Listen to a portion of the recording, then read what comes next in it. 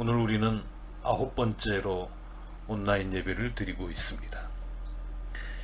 이 난국이 우리나라에서뿐만 아니라 모든 나라에서 속히 끝나게 되기를, 그래서 우리가 하나님께 더 크게 감사하며 살게 되기를 주님의 이름으로 기원합니다. 인류 역사에서 가장 똑똑했던 사람, 머리가 좋았던 사람, 그러면 여러분은 누가 떠오릅니까? 이걸 등수로 매기기는 어렵겠습니다만 그런 인물 가운데서 알베르트 아인슈타인을 빼놓을 수는 없을 것입니다. 아인슈타인이 이런 말을 남겼습니다. 세상에서 가장 바보 같은 짓이 뭐냐, 그 이야기인데요. 바보 같은 짓 가운데서 그야말로 최고봉은 항상 똑같은 행동을 하면서 다른 결과가 나오기를 기대하는 것이다. 항상 똑같은 행동을 하면서 결과는 다르게 나오기를 기대하는 것이다. 이렇게 말했습니다. 우리 속담에도 그런 말이 있지요. 콩 심은 데 콩 나고 팥 심은 데 팥 난다 그랬습니다. 해마다 콩만 심어놓고 거기에서 팥이 나기를 기다리는 것, 이거는 어리석은 일이다, 그런 말입니다. 입력이 똑같은데 어떻게 출력이 달라지겠습니까? 사람이 사는 것도 그렇습니다. 지금 내 꼬라지가 마음에 안 들어요. 일이 잘 안 풀려요. 하는 일마다 성과는 없고 고되기만 해요. 그러면 어떻게 해야 됩니까? 고쳐야죠. 뭔가를 바꿔야 됩니다. 변화는 전혀 주지 않고 가만히 앉아서 삶이 바뀌기를 바란다? 그거는 도둑놈의 심보 아닙니까? 이 길이 아니다, 이 방법은 아니다 싶으면 얼른 방향을 바꿔야 됩니다. 지혜로운 사람들이 세상에 있죠. 어떤 사람이 지혜로운 사람인지 아십니까? 지식을 꾸역꾸역 쌓기만 하는 사람? 아닙니다. 그럼 어떤 사람이겠습니까? 정말 지혜로운 사람은 어떤 사람인가 하면은요, 자기가 무엇을 모르는지 그걸 정확하고 빠르게 파악하는 사람이에요. 안 되는 일이 뭔지 그걸 빠르게 알아채는 사람이 지혜로운 사람입니다. 세상 일이라는 게 하나님께서 허락하지 않으면 되는 일이 없는데요. 그렇지만 미련한 사람은 자꾸 거기에 집착을 합니다. 안 되는 일에 매달립니다. 자기가 할 수 없는 일을 자꾸 하려고 해요. 시편 127편 1절 2절 말씀을 봅니다. 아까 우리 집사님 잘 읽어주셨죠? 주님께서 집을 세우지 아니하시면 집을 세우는 사람의 수고가 헛되며 주님께서 성을 지키지 아니하시면 파수꾼의 깨어있음이 헛된 일이다. 일찍 일어나고 늦게 눕는 것, 먹고 살려고 애써 수고하는 것, 모든 일이 헛된 일이다. 진실로 주님께서는 사랑하시는 사람에게는 그가 잠을 자는 동안에도 복을 주신다 그랬습니다. 하나님께서 집을 세우지 아니하시면 그거는 헛된 일이다 그랬죠. 말씀 그대로입니다. 하나님께서 허락하지 않으시면 벽돌 한 장을 제대로 얹을 수 없습니다. 벽돌 쌓는 거 그거 당연한 일인 것 같지만, 간단한 일인 것 같지만, 그게 하나님께서 중력의 법칙을 작동시켜 주시니까 벽돌이 제자리에 가만히 얹혀 있는 거죠. 그리고 하나님께서 함께 하시지 않으면 파수꾼 10명이 도둑 하나 못 잡습니다. 또한 먹고 살려고 아무리 잠을 줄여봐야, 애를 써봐야 허사라는 거예요. 여기에 놀라운 말씀이 하나 있습니다. 2절입니다. 진실로 주님께서는 사랑하시는 사람에게는 그가 잠을 자는 동안에도 복을 주신다. 하나님께서 사랑하시는 사람에게는 그가 잠을 자는 동안에도 복을 주신다 그랬습니다. 세상에는 밤잠 줄여가면서 일을 해도 성과를 내지 못하는 사람이 있습니다. 그런가 하면 잠을 자는 동안에도 복이 넝쿨째 굴러 들어오는 사람이 있습니다. 하나님께서 사랑하시는 사람에게는 그가 잠을 자는 동안에도 복을 주신다. 우리 세번역 성경에는 이렇게 되어 있는데요. 이 구절이 옛날 성경, 개역 성경에는 이렇게 되어 있습니다. 여호와께서 그의 사랑하시는 자에게는 잠을 주시는도다. 여호와께서 그의 사랑하시는 자에게는 잠을 주시는도다. 공동 번역은 이렇게 되어 있습니다. 야훼께서는 사랑하시는 자에게 잘 때도 배불리신다. 잘 때도 배불리신다. 영어 번역도 볼까요? CEV인데요. 하나님께서는 그가 자는 동안에도 그의 소유를 지켜주신다 그랬습니다. God takes care of his own even while they sleep. 자는 동안에도 그의 소유를 지켜주신다. 이 말씀을 개역 성경만 보면 하나님의 보살핌, 이게 마치 수면제인 것 같습니다. 먹으면 잠잘 오는 약 말이죠. 하나님의 말씀을 듣고 하나님의 보살핌을 받으면 잠을 잘 잔다. 잠을 주시는도다 그랬으니까. 물론 틀린 번역은 아닙니다. 하나님께서 지켜주셔서 걱정이 없으면 당연히 잠을 잘 자겠죠. 그렇지만 이 번역은 2% 부족합니다. 이 말씀의 본뜻이 뭐냐 하면요, 하나님의 사랑을 받으면 자고 있어도 일이 잘 풀린다, 그런 뜻입니다.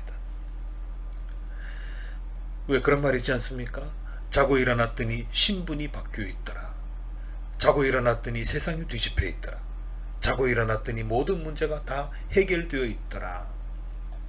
그런 얘기를 하는데 그런 일이 일어난다는 겁니다. 오늘이 부활절 둘째 주일인데 예수님께서 부활하셨죠. 부활하신 예수님께서 어느 날 동틀 무렵 바닷가로 나가셨습니다. 바닷가 그러면 제자들의 활동 무대 아닙니까? 예수님께서 돌아가신 뒤에 제자들은 생업으로 복귀했습니다. 먹고 살아야 되니까요. 이날 예수님이 나타나셨지만 제자들은 알아보지 못했습니다. 예수님 그 모진 고통을 당하시고 돌아가셨다가 살아나셨으니까 뭐 그럴만도 하지요. 예수님께서 모른 척 하시면서 제자들에게 물으셨습니다. 이보시오, 고기 좀 잡힙니까? 낚시하는 분들은 이 말 와닿을 겁니다. 고기 잡는 사람에게 흔히 하는 건네는 말이죠. 뭐가 좀 잡힙니까? 그런 얘기 많이 합니다. 제자들이 대답합니다.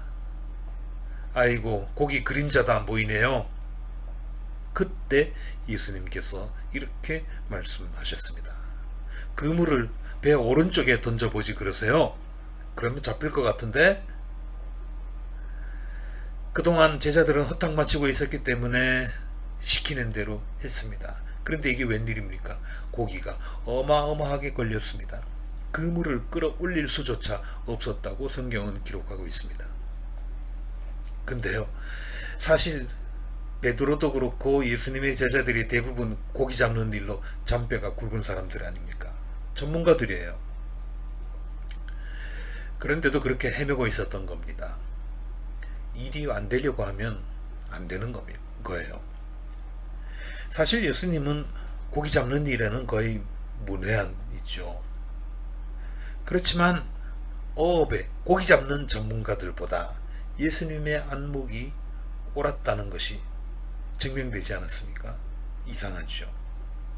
그러면 성경에는 왜 이런 이상한 이야기가 적혀 있는가? 왜 그런가 하면 제 아무리 전문가라고 하더라도 하나님의 말씀을 들어야 한다. 전문가가 아무리 자기 분야의 지식이 있다고 하더라도 안 되는 건 안 된다 그거예요. 하나님의 말씀을 들어야 된다. 이걸 가르쳐 주기 위해서 친절하게 기록해 놓은 겁니다. 사람의 뇌 이야기 잠깐 하겠습니다.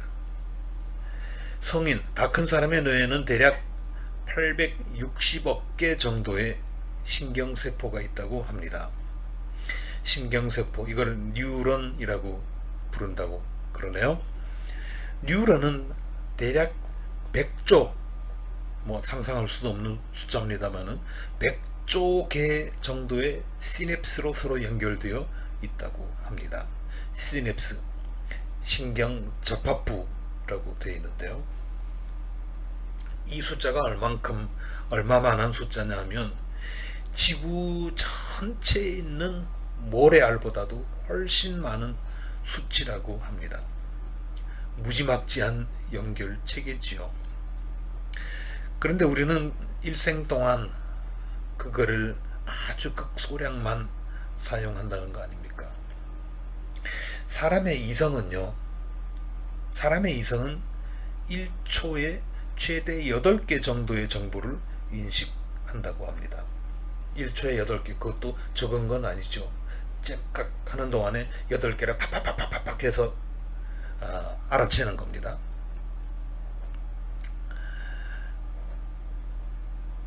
예를 들어서 어떤 사물을 눈으로 쳐다본다고 할 때 저 물건과 나는 어떤 관계가 있는가, 내가 저걸 사용할 수 있을까, 할 필요가 있을까, 혹시 위험한 물건은 아닌가 등등, 이런 것들을 머릿속으로 계산하고 다듬어서 말로 표현하는데 그게 평균 3초가 걸립니다. 그런데요, 사람에게는 이렇게 의식을 하고 계산을 하고 판단을 하는 의식세계만 있는 것이 아니라 무궁무진한 무의식 세계가 존재합니다. 잠재의식이라고도 하죠. 그런데 이 잠재의식은 아까 우리 의식은 1초에 8개 정도의 정보를 처리한다고 그랬는데 잠재의식은 1초에 8만 개의 정보를 처리합니다.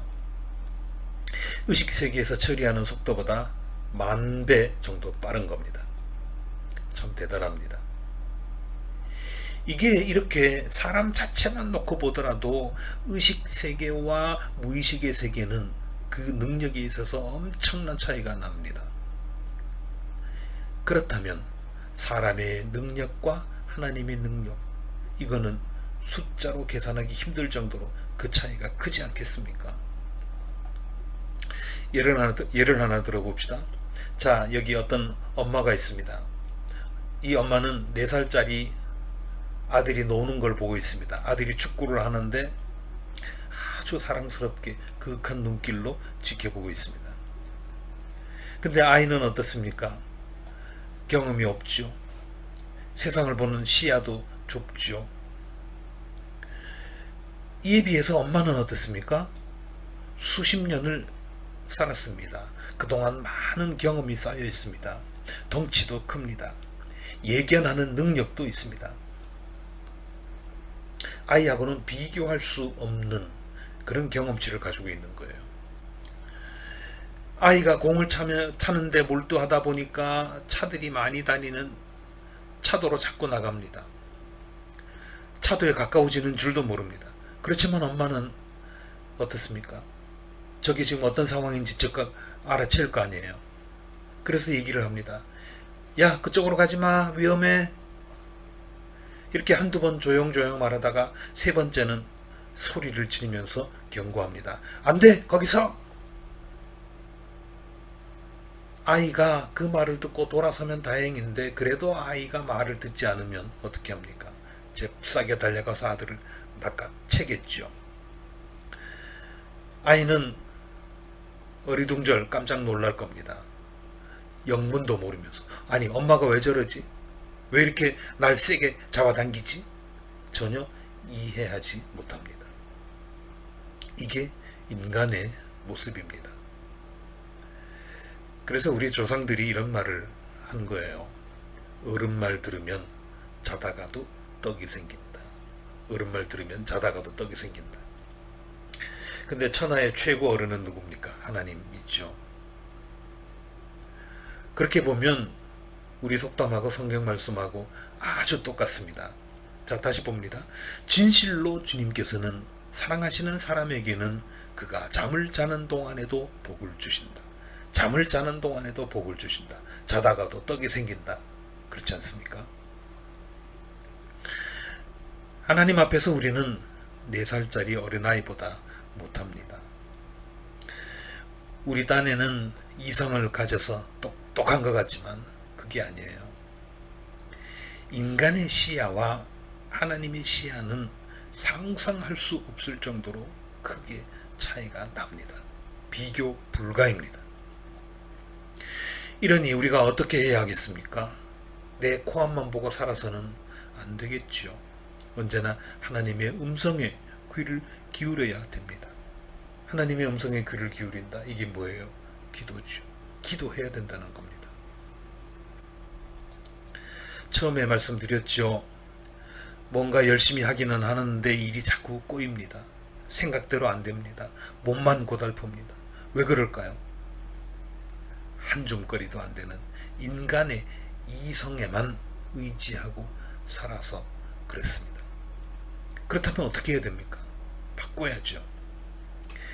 이제는 내 방식만 고집하지 말고 우리 삶을 하나님께 맡겨야 됩니다. 문제가 뭔지 알았으면 바꿔야죠. 그렇게 하지 않고 가만히 앉아서 다른 결과가 나오기를 기대한다는 것은 어리석은 일이라고 그랬지 않습니까? 여러분의 삶을 이제는, 전에는 어떻게 하셨는지 모르지만 이제는 전적으로 하나님께 맡기시기 바랍니다. 그렇게 하면 하나님께서 놀라운 기적을 베풀어 주실 겁니다.